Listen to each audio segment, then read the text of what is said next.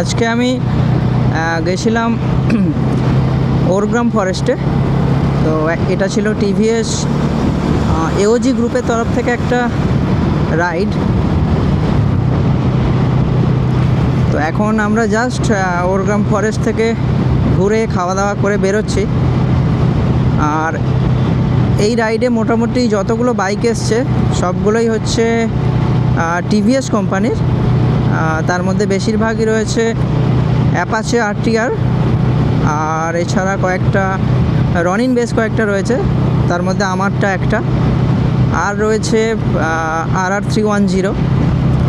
তো এই মুহূর্তে রয়েছে ঘুষকরার কাছাকাছি কোনো একটা জায়গায়। আর এই সোজা মোটামুটি প্রায় 16 থেকে 17 কিলোমিটার গেলে আসবে বর্ধমান টাউন। আর তারপর আমরা পৌঁছে যাব দিল্লি রোড ধরে আমাদের যে স্টার্টিং পয়েন্ট অর্থাৎ ডানকুনিতে।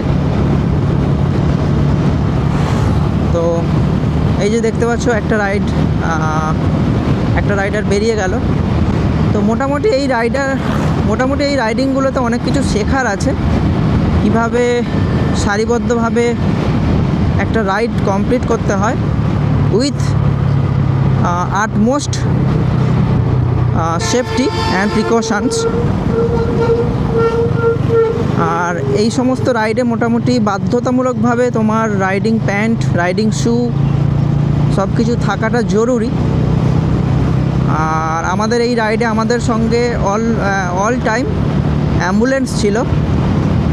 তো আমার রাইডিংয়ের এক্সপিরিয়েন্স বলবো খুবই ভালো।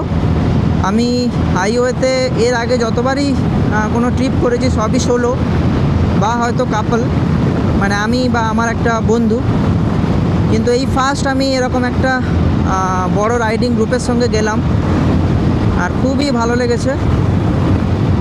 রাইডিংয়ে মোটামুটি ভয় পাওয়ার কোনো কারণ নেই, কারণ সিনিয়ররা যথেষ্ট সাপোর্ট করবে এবং তোমার জন্য ওয়েট করবে। যেমন আমি একটু পিছিয়ে ছিলাম, এই জন্য দেখছো ওরা সামনে এখনও পর্যন্ত যায়নি, এখনও আমার জন্য একটু স্লো করেছে।